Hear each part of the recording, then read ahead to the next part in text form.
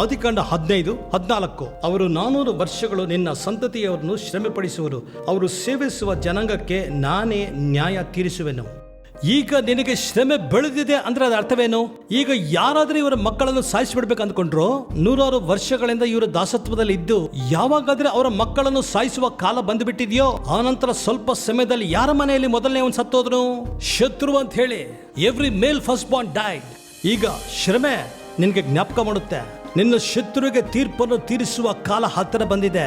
An attack is telling it's time to judge the enemy. It's time to take authority over the enemy. ಬಹಳ ಶ್ರಮೆಗಳು ಬಂದ್ಬಿಟ್ಟಿದ್ದು, ಅಯ್ಯೋ ನನ್ನ ಕೈಯಲ್ಲಿ ಆಗಲ್ಲ. Then it is time. ಅವರು 400 ವರ್ಷಗಳು ಇವರಿಗೆ ಶ್ರಮೆಯನ್ನು ಕೊಡುವರು, ಇವರು ಯಾರಿಗೆ ದಾಸರಾಗುತ್ತಾರೋ ಆ ಜನರಿಗೆ ನಾನೇ ನ್ಯಾಯವನ್ನು ತೀರಿಸುವೆನು. ಅಂದ್ರೆ ಮೊದಲನೇ ಭಾಗವನ್ನು ಎರಡನೇ ಭಾಗವನ್ನು ಏನ್ ಬೇರೆ ಮಾಡಿದೆ? ಅದಕ್ಕೂ ಇದಕ್ಕೂ ಮಧ್ಯದಲ್ಲಿ ಏನ್ ಕಾಣಿಸುತ್ತಿದೆ ನಿಮಗೆ? ಶ್ರಮೆ. You see the problems dividing the promise and the position. ವಾಗ್ದಾನವಿದೆ, ಇದರಲ್ಲಿ ವಾಗ್ದಾನಕ್ಕೆ ಮತ್ತೆ ಆ ವಾಗ್ದಾನವನ್ನು ಹೊಂದಿಕೊಳ್ಳಿಕ್ಕೆ ಮಧ್ಯದಲ್ಲಿ ಏನಿದೆ ನಿಮಗೆ?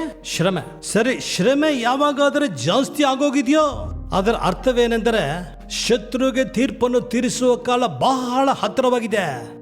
ಯಾರಾದ್ರೆ ಈ ದಿನ ನನ್ನ ಕಷ್ಟಗಳು ಬಹಳ ಮೇಲಕ್ಕೆ ಹೋಗ್ಬಿಟ್ಟಿದೆ, ಪೀಕ್ ಅಂದ್ರೆ ಮೇಲೆ, ಇನ್ನು ಇದಕ್ಕಿಂತ ಕಷ್ಟ ಇರುವುದಿಲ್ಲ ಅಂದ್ಕೊಳ್ತಿದ್ದೀರೋ, ಈ ದಿನ ಈ ವಾಕ್ಯ ಕೇಳುವವರಿಗೆ ಪರಿಶುದ್ಧಾತ್ಮನು ಹೇಳುತ್ತಿದ್ದಾನೆ, ನಿನ್ನ ಶತ್ರುಗೆ ತೀರ್ಪನ್ನು ತೀರಿಸುವ ಕಾಲ ಬಹಳ ಹತ್ತಿರವಾಗಿದೆ.